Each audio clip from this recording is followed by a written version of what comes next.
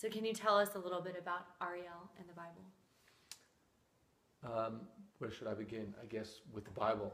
So, from a biblical context, the story of Abraham, who's called to come to Israel, to the land that God shall show him. That land that he shows him is north of Ariel. It's in a place called Alon Moreh. That's where Abraham's journey begins in Israel.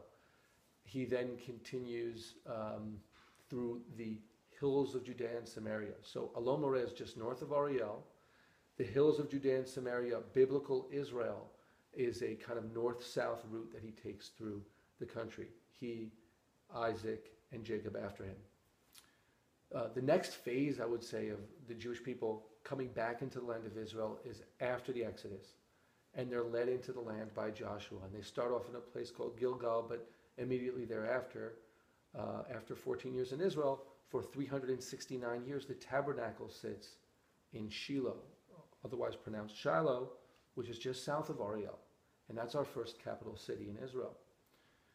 Joshua himself, his city where he resided and ultimately where he's buried just outside, is Ariel, as recorded in the name of Chares and Timnat Serach in Scripture, both in the books of Joshua and Judges.